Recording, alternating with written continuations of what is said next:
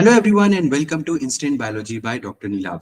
जैसा कि आप जानते हैं कि गेट का एग्जाम पूरा हो चुका है, उसके रिजल्ट्स भी आ चुके हैं और बहुत सारे स्टूडेंट्स जो हमसे पढ़ रहे थे, कहीं ना कहीं हमसे जुड़े हुए थे, उनकी रैंक जबरदस्त आई हुई है।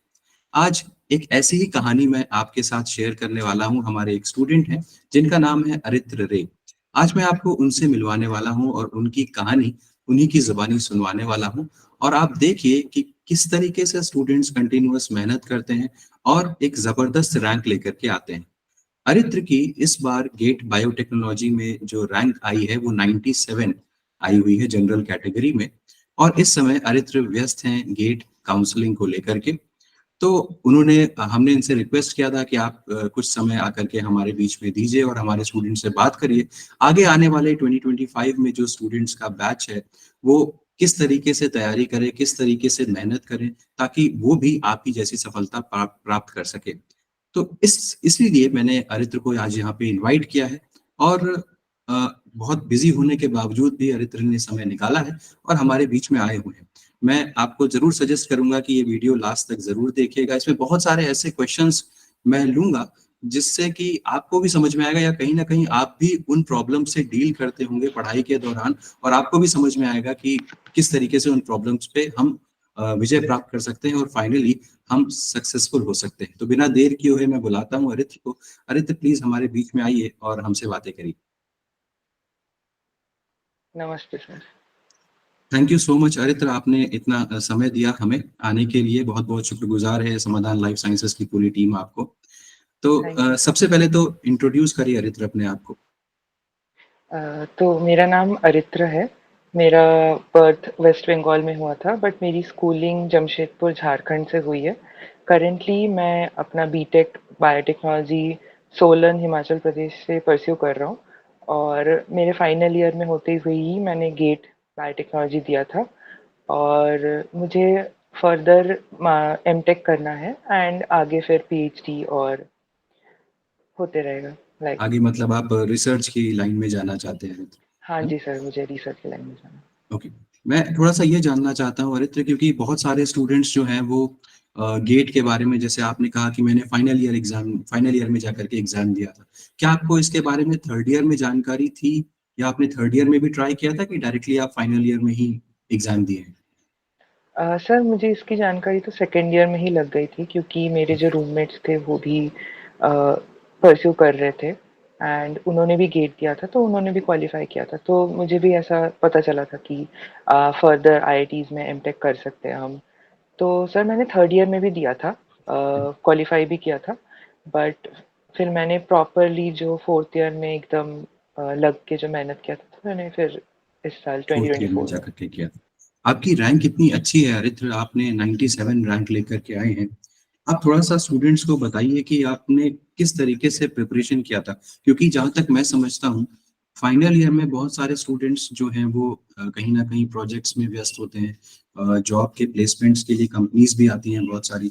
तो आपने क्या स्ट्रैटेजी अपनाई, किस तरीके से आपने टाइम निकाला, कैसे पढ़ाई की, थोड़ा उसके बारे में बताएं। सर एक थर्ड ईयर में ही मुझे लाइक फिगर आउट हो गया था कि मुझे आगे मास्टर्स और पीएचडी परस्यू करना है एंड जॉब की लाइन में नहीं जाना है। तो फिर उस अकॉर्डिंग मैंने थर्ड ईयर में ही फिगर आउट कर लिया था कि मुझे कौन से बुक्स या कौन से रिसोर्सेज से पढ़ाई स्टार्ट करना है। एंड फिर जब मैंने फोर्थ ईयर जब मेरा स्टार्ट हुआ, तो फिर मैंने प्रॉपरली एकदम जैसे सुबह मेरी क्लासेस होती थी और कॉलेजेस रहते थे, तो फिर शाम में मैंने पूरा टाइम दिया एंड फिर सेमेस्टर ब्रेक जो आया, तो फिर उसमें मैंने लाइक ऑलमोस्ट पूरा ही दिन जितना हो सके, जितना मैक्सिमम टाइम 24 आवर्स में हो सके, मैंने फिर उसमें दिया। मतलब आपने कॉलेज के साथ साथ जैसे जैसे समय बीच बीच में मिलता गया, आपने उस टाइम को यूटिलाइज करके उसमें उसको पढ़ाई में लगाया। हाँ जी सर, जैसे ही क्लासेस के बीच में या क्लासेस के बाद भी फिर वीकेंड्स में जैसे टाइम मिलता था, मैं सिर्फ इसी को टाइम देता था, अच्छा। गेट के अरित्र, प्रिपरेशन मैं में। ये थोड़ा सा जानना चाहता था कि अलग अलग स्टूडेंट्स के वैसे अलग अलग पढ़ने का तरीका होता है। आप जैसे जब पढ़ते हैं तो आप क्या करते थे कि अपने से पहले पढ़ते थे, फिर नोट्स उसको खुद से लिखते थे, कि आप कोई मतलब बुक से ही पढ़ते थे, कैसे पढ़ते थे, क्या तरीका रहता है? सर मेरा एक्चुअली कोई फिक्स्ड वो नहीं था। हाँ, मैंने नोट्स बनाए थे क्योंकि नोट्स फिर जब लास्ट मिनट रिविज़न में बहुत ज़्यादा काम आ जाते हैं। बाकी मैंने आपका भी वीडियोज़ देखा है, मतलब मैं जब ऐसे बैठे रहता था या खाना खाते हुए भी मैं बस कान में लगा के हेडफ़ोन्स देखते रहता था, तो उसमें भी बहुत ज़्यादा रिवाइज़ हो जाता है। अगर आप बुक खोल के नहीं भी पढ़ रहे हो एंड बस वीडियोज़ देख रहे हो एंड बस सोते हुए, बस खाते हुए भी देख रहे हो, तो उसमें भी माइंड में रिटेन हो ही जाता है। ओके, मैं थोड़ा-सा स्पेसिफिकली एक सब्जेक्ट के बारे में बात करना चाहता हूँ अरित्रा, जो है बायो प्रोसेस इंजीनियरिंग। बड़ा हाँ जी, सर। खतरनाक लगता है लोगों को क्योंकि उसमें मैथमेटिक्स का या न्यूमेरिकल का काफ़ी पोर्शन आता है। आपको भी डर लगता है बायो प्रोसेस इंजीनियरिंग से? अ, नहीं सर, डर तो नहीं लगता, बट उसको सबसे ज़्यादा टाइम दिया है उसको उसको पढ़ने का मतलब तरीका क्या होना चाहिए? थोड़ा-सा आप अपने जो आगे आने वाले स्टूडेंट्स हैं, जो अभी फाइनल ईयर में होंगे, तैयारी कर रहे होंगे गेट के अगले साल की, बायो प्रोसेस से निपटने का सबसे अच्छा तरीका क्या है? थोड़ा उसके बारे में बताएँगे? सर बायोप्रोसेस को लाइक सिर्फ प्रैक्टिस ही करना है एंड उसको सबसे ज़्यादा टाइम देना है, क्योंकि बायोप्रोसेस एक ऐसा सब्जेक्ट है जिसमें ऑलमोस्ट 13 टू 15 क्वेश्चंस फिक्स्ड रहते हैं। ऐसा वेरिएबल भी नहीं कि वो आएगा या नहीं है, वो आने ही वाला है। तो सर उसको लाइक सबसे ज़्यादा टाइम देना और एक माइंड में एक टाइम टेबल बना लेना कि इतने महीनों तक मुझे इसको ख़त्म करना ही है एंड फिर उसके बाद इसको सिर्फ डेली कम से कम 10 क्वेश्चन रिवाइज करने ही है। एंड ये भी है कि लाइक मैथ्स होते हैं, डिफरेंशिएशन भी होते हैं बायो प्रोसेस में, तो वो थोड़ा डिफिकल्ट हो जाता है। लेकिन जब प्रैक्टिस आप डेली करोगे ना, तो वो एक कॉन्फिडेंस आ ही जाता है एट द एंड कि हाँ, मैं कर ही लूँगा। तो उसका मतलब आप क्योंकि बहुत सारे स्टूडेंट्स जो हैं उनका 12th में मैथमेटिक्स नहीं होता है, तो क्या आप के पास था मैथ्स 12th में? हाँ जी सर, मेरे पास मैथ्स था। ओके, तो आप मतलब काफ़ी कंफर्टेबल होंगे मैथ्स वगैरह करने में, इतनी दिक्कत नहीं होती होगी जब बायो प्रोसेस सॉल्व करते होंगे, राइट? हाँ जी सर, एक थोड़ा कॉन्फिडेंस आता है, लेकिन फिर भी जिनके पास नहीं भी है, वो भी अगर प्रैक्टिस करेंगे, क्योंकि एक फिक्स सिलेबस है, उसके बाहर तो नहीं आने वाली है चीज़ें। तो अगर आप उसको टाइम दोगे तो हो जाएगा। ओके, ये तो बहुत बढ़िया बात बताई आपने। बहुत ही मोटिवेटिंग चीज़ है ये कि मतलब अरित्र ये बता रहे हैं कि अगर आप रेगुलरली प्रैक्टिस करेंगे, बायो प्रोसेस इंजीनियरिंग से डरने या घबराने की ज़रूरत नहीं है। अगर आप रेगुलर बेसिस पे प्रैक्टिस करेंगे तो बायो प्रोसेस इंजीनियरिंग आराम से की जा सकती है, इतना कोई खतरनाक चीज़ नहीं है। डर ज़्यादा लगता है लोगों को, तो उसको किया जा सकता है। अच्छा, मुझे एक चीज़ बताइए कि अ, मतलब आपके अकॉर्डिंग क्योंकि आपने तो फाइनल ईयर में क्वालिफ़ाई किया है, जो जो थर्ड ईयर में स्टूडेंट्स हैं या जो सेकंड ईयर से अब थर्ड ईयर में जाएँगे, आपको क्या लगता है कि सबसे बेहतरीन टाइम क्योंकि आप बीटेक के स्टूडेंट हैं, थर्ड ईयर भी आपने दिया है, फाइनल ईयर भी दिया है। सबसे बेहतरीन टाइम और सबसे जहाँ पे लोड सबसे कम होता है, वो कौन-सा समय है? गेट की तैयारी का करने का सबसे बेहतरीन टाइम कौन-सा है? सर जितना ज़्यादा प्रिपरेशन का टाइम दोगे तो उतना ज़्यादा वो लाइक बेटर होते रहता है। तो अगर आप थर्ड ईयर से ही स्टार्ट कर रहे हो तो आई विल सजेस्ट कि थर्ड ईयर में जो आप एलिजिबल हो एग्ज़ाम देने का, वो ज़रूर से देना, क्योंकि उसमें आपको एक पता लग जाता है कि आप टाइम कितना मैनेज कर पा रहे हो एंड क्वेश्चन पेपर का पैटर्न क्या रहता है। तो आई विल सजेस्ट कि आप थर्ड ईयर में भी एग्ज़ाम दो एंड फिर फोर्थ ईयर उसके बाद आप प्रॉपरली प्रिपरेशन करना स्टार्ट कर दो। एक माइंड में मैप बना लो कि मुझे इतने महीने तक अपना पोर्शन ख़त्म करना ही है एंड ये रिसोर्सेज से आई हैव टू स्टडी। सो एक देने के बाद एक मॉक टेस्ट ही मान लो थर्ड ईयर को, तो उसके बाद बहुत कुछ क्लियर हो जाता है कि आप कैसे प्रिपेयर करोगे एंड कैसे उसको टैकल करोगे। मतलब बेस्ट समय जो है वो थर्ड ईयर अगर आपको सेकंड ईयर से पता चल गया है, तो बेहतर समय थर्ड ईयर से ही आप प्रिपरेशन शुरू करो। क्योंकि बहुत सारे स्टूडेंट्स का थर्ड ईयर में निकल जाता है और एक बार निकल जाता है तो फिर कॉन्फिडेंस आ जाता है। जैसे अरित्र के केस में भी थर्ड ईयर में उनका निकला, उन्होंने अपनी रैंक को काफ़ी इम्प्रूव कर लिया फोर्थ ईयर में जाकर के। तो ये सबसे अच्छा टाइम है जैसा कि ये भी बता रहे हैं। तो आप अगर आगे चल कर के मतलब हायर स्टडीज़ में इंटरेस्टेड हैं, तो थर्ड ईयर में ज़रूर तैयारी शुरू कर दें या थर्ड ईयर को एक बेस मान करके तैयारी शुरू करें। मुझे थोड़ा-सा ये बताइए कि जब मतलब आप पढ़ाई कर रहे थे, सभी स्टूडेंट्स की लाइफ में बड़े चैलेंजेस आते हैं। पढ़ाई रेगुलरली करना क्योंकि 6 महीने की रेगुलर पढ़ाई करना, बड़ी मुसीबत का काम है। आपकी लाइफ में भी ज़रूर चैलेंजेस आए होंगे, आपकी पढ़ाई के दौरान भी ज़रूर चैलेंजेस आए होंगे। क्या-क्या चैलेंजेस आपने फेस किए? क्या आपको भी जैसे ज़्यादातर स्टूडेंट्स मुझसे कहते हैं कि सर हमारा मोटिवेशन बिल्कुल लूज़ हो रहा है। अब नहीं पढ़ने का मन करता। लास्ट क्लास में जाते-जाते लगता है कि अब शायद नहीं हो पाएगा। क्या आपके साथ भी ऐसा होता था? अ, सर सबसे बड़ा जो स्ट्रगल है वो तो टाइम मैनेजमेंट ही है कि क्लासेस को टाइम दो, क्लास मतलब यूनिवर्सिटी एग्ज़ाम्स भी होते हैं, उसके लिए भी पढ़ना पड़ता है एंड फिर आप अपनी प्रिपरेशन के लिए टाइम दो, तो वो टाइम मैनेजमेंट तो एक बहुत बड़ा इश्यू रहता ही है। लेकिन फिर उसको खुद ही फिगर आउट करना पड़ता है, जैसे पहले महीने में इतना मैंने टाइम दे पाया इस सब्जेक्ट को, तो फिर नेक्स्ट मंथ उसको और इम्प्रूव करने का ट्राई करेंगे कि लाइक अ, इतना टाइम इस सब्जेक्ट को देना है एंड इतना मेरे अपने यूनिवर्सिटी के प्रिपरेशंस को देना है। और सर अगर मोटिवेशन का बात करेंगे तो फिर एक लाइक जैसे आईआईटीज़ में आईआईटीज़ के सामने जाके उनका हुडीज़ पहनना, फिर एक मोटिवेशन मिल ही जाता है कि आप बिल्कुल। सोचते हो कि आईआईटीज़ का आप हुडी पहन के आप वहाँ पे स्टडीज़ परस्यू कर रहे हैं। तो फिर ऐसे सोते हुए ड्रीम देखना तो मोटिवेशन सर आ ही जाता है नेक्स्ट डे के लिए। तो क्या आपको भी ऐसे पढ़ाई करते समय लगता था कि शायद मैं उतना अच्छा नहीं कर पा रहा हूँ या मैं उस लेवल की पढ़ाई नहीं कर पा रहा हूँ जितना मुझे करना चाहिए था, शायद मेरा नहीं हो पाएगा। क्या इस तरीके की चीज़ें भी आपके दिमाग में आती थी? यस सर, डेली जैसे मैंने जब मैं प्रिपरेशन कर रहा था तो मुझे हर दिन लगता था कि मैं इससे और 1 घंटा मैं एक्स्ट्रा पढ़ सकता हूँ, तो मैं कहाँ पे वो टाइम निकालूँ कि कौन-सी चीज़ को मैं छोड़ूँ कि मेरा और 1 घंटा निकल जाए। तो वो जब आप किसी चीज़ को एकदम लाइक दिल से चाहोगे ना, तो वो टाइम निकल ही जाएगा। तो ऐसा डिफ़िकल्ट नहीं है। बिल्कुल। अच्छा थोड़ा-सा ये बताइए कि क्योंकि आप हमसे कनेक्टेड हैं बहुत पहले से आप चैनल किस तरीके से आपको इसका फ़ायदा हुआ हमसे जुड़ कर के? और थोड़ा ये भी बताइएगा स्टूडेंट्स को कि हम या आप जो हमसे जुड़े हुए हैं, क्या काउंसलिंग में भी आपको बेहतर उससे फ़ायदा मिल रहा है? थोड़ा-सा इसके बारे में बताइए। यस सर, काउंसलिंग में तो मैं आपके ही ग्रुप मतलब व्हाट्सएप ग्रुप के साथ लिंक्ड हूँ, तो मुझे सारे नोटिफ़िकेशंस, डेडलाइन्स कब-कब मुझे भरने हैं, क्या प्लान करना है, इनफैक्ट मैं आपको पर्सनली भी रीच कर सकता हूँ, तो मुझे बहुत ज़्यादा हेल्प हो जाता है। एक जगह पे लाइक इतने सारे आईआईटीज़ का कौन-सा क्या डेडलाइन है, वो सारे पता चल जाता है। और मैंने जैसे पहले ही बोला कि जब मैं प्रिपरेशन कर रहा था, तो मैं खाते-खाते भी ऐसे आपका वीडियोज़ देख लेता था, तो उससे भी बहुत ज़्यादा रिवाइज़ हो जाता है। ऐसा ज़रूरी नहीं है कि आप पढ़ने ही बैठो। ऐसे आप चिल करते हुए भी आप बस वीडियो कान में लगा लो तो रिटेन हो ही जाएगा आपके दिमाग में वो इन्फॉर्मेशन। बिल्कुल, बिल्कुल सही कहा। तो कोई भी छोटा-सा भी टाइम आपके पास मिल रहा है खाने-पीने का, तो उसको भी पढ़ने में अगर आप इस्तेमाल करेंगे, तो ज़रूर आपको उसका कहीं न कहीं फ़ायदा मिलेगा। जैसे अरित्र बता रहे हैं कि वो जब भी मौका मिलता था, तो वो वीडियोज़ मेरे खोल के देखने लग जाते थे पढ़ाई के दौरान, तो पढ़ ही रहे हैं साथ-साथ में। और उसके अलावा जैसे ही खाने-पीने का भी समय है, तो उसमें भी टाइम निकाल कर के कान में लगा कर के आप सुन रहे हो, पढ़ रहे हो। जैसे अभी थोड़े दिन पहले ओजस्वी का वीडियो देखा था आपने, वो इंक्यूबेशन के दौरान वो लैब में काम कर रही है, इंक्यूबेशन के दौरान उसको उस समय को इस्तेमाल करना। तो छोटे-छोटा जो टाइम स्पैन है 10-10, 20-20 मिनट का जो टाइम स्पैन है, उसको भी अगर आप यूटिलाइज़ करेंगे ना तो बहुत अच्छा कर सकते हैं। ये नहीं सोचना चाहिए कि 20 मिनट है यार चलो मोबाइल चला लेते हैं। मोबाइल से याद आया आरित, थोड़ा-सा मुझे ये बताइए कि मोबाइल एक बहुत ही ज़बरदस्त डिस्ट्रैक्शन है। ज़्यादातर स्टूडेंट्स हर थोड़ी-थोड़ी देर पे मोबाइल चलाने लगते हैं। क्या आपके साथ भी ऐसी परेशानी थी?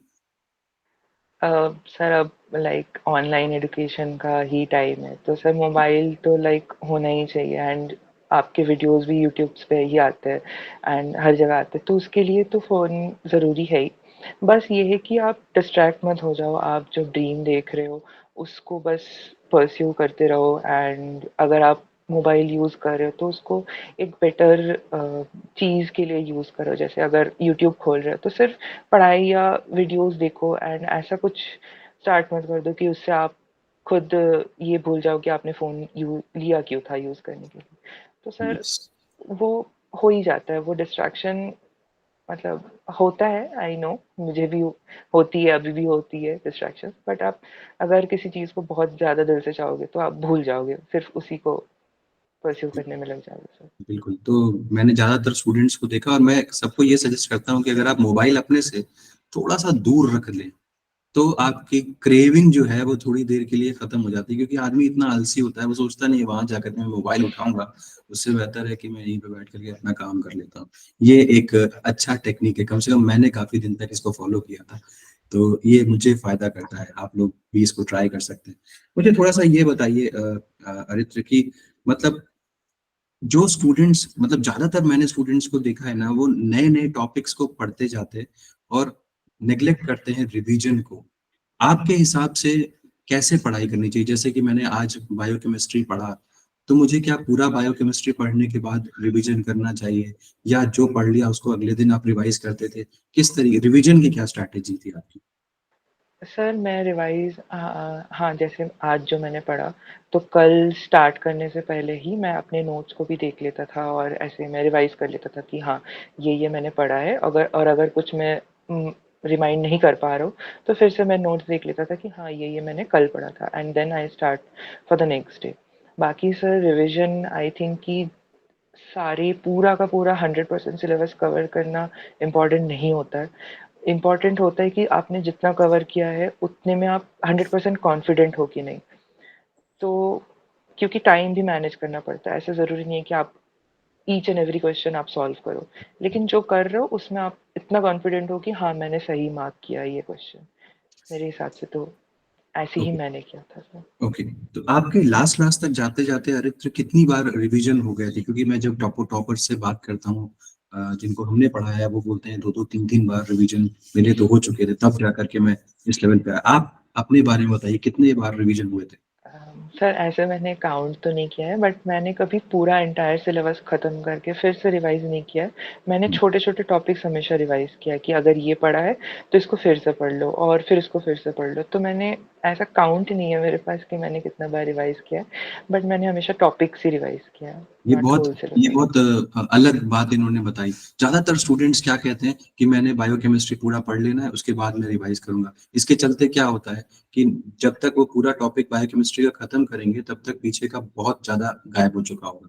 अब उनका वापस जाने का मन नहीं करेगा। इसकी वजह से रिवीजन जो है वो बार बार एक्यूमुलेट होता चला जाता है, और फाइनली जाकर के इतना ज्यादा हो जाता है कि आपसे करते नहीं बनता है। तो एक बहुत अच्छी बात ये बता रहे हैं कि सर, टॉपिक वाइज रिवाइज करना हमारे लिए ज्यादा अच्छा रहता है। एक टॉपिक पढ़ा, उसको रिवाइज कर लीजिए। ये मत सोचिए कि बायोकेमिस्ट्री पूरा पढ़ूंगा तब रिवाइज करने जाऊंगा, वो फिर टाइम कभी नहीं आएगा और बैकलॉग बढ़ता चला जाएगा, जिसकी वजह से फिर बाद में आपको बहुत ज्यादा परेशानी हो जाएगी। तो ये एक बहुत अच्छा तरीका ये है। मुझे ये बताइए कि अरित्र, टेस्ट का क्या मतलब योगदान रहता है? क्या आपने भी टेस्ट वगैरह दिए थे, या आपको क्या लगता है कि टेस्ट से फायदा होता है, क्या होता है? सर टेस्ट से एक टाइम मैनेजमेंट का एक बहुत बड़ा आइडिया लग जाता है कि मैं कितना बेटर मैनेज कर पा रहा हूँ, क्योंकि हमारे एग्ज़ाम में मैथ्स भी होता है, एप्टीट्यूड भी होता है एंड नॉर्मल अपने सब्जेक्ट का तो होता ही है। तो मैथ्स और एप्टीट्यूड में कितना टाइम देना चाहिए कि मेरे जो मेन सब्जेक्ट है उसमें टाइम लॉस ना हो जाए।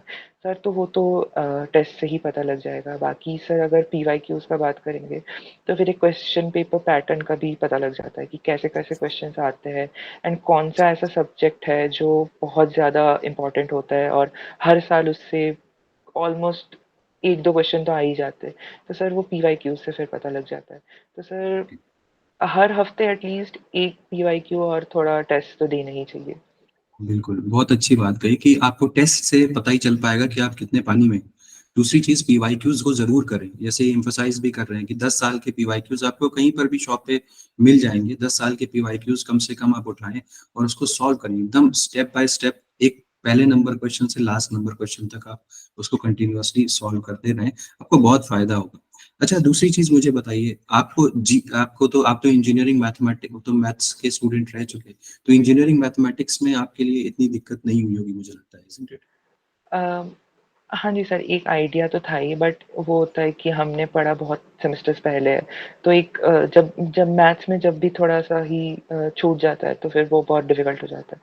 तो सर हाँ, मैथ्स भी बहुत इम्पोर्टेंट होता है एंड मैथ्स मैं मानता हूँ कि एक ऐसा सब्जेक्ट है जो स्कोर या रैंक को बूस्ट करता है, क्योंकि जो बायो के स्टूडेंट्स हैं वो हमेशा मैथ्स से डरते हैं एंड मैं भी एक मैथ्स स्टूडेंट हूँ, बट मैं फिर भी मैथ्स से डरता हूँ। बट मैथ्स एक ऐसा सब्जेक्ट है जो आपको रैंक में बूस्ट या स्कोर में बूस्ट करने में हेल्प करेंगे। तो ओके। फिर मैथ्स प्रैक्टिस भी एक बहुत बड़ा पार्ट होता है। एक सवाल पूछूंगा अरित्र, आप एग्जाम दे के आए थे, तो आपको लग गया था कि मेरी रैंक तो 100 आ जाएगी? कुछ ऐसा अंदाजा हुआ था कि नहीं लगा था? नहीं सर, रैंक का तो आइडिया नहीं था, बट जब मैं एग्ज़ाम दे रहा था या देने के बाद मुझे एक आइडिया लग गया था कि हाँ, I will score around around इतना तो मुझे आ ही जाएगा। ओके। ओके। अच्छा अरित्र, एक बात और बताइए।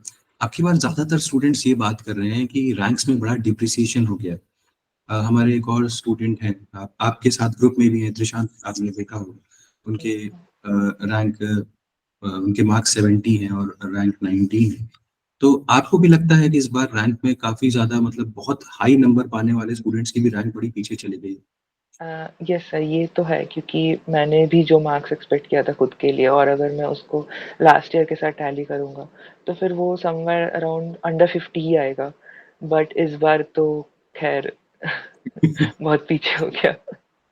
ठीक है, मुझे थोड़ा सा एक और बताइए, अब आपकी रैंक इतनी अच्छी है, आप मतलब कौन कौन से आईआईटीज में जाने का सोच रहे हैं? अब ऑब्वियसली आईआईटी तो मिल ही जाएगा, ये बात तो श्योर है, लेकिन आपकी प्रेफरेंस क्या है?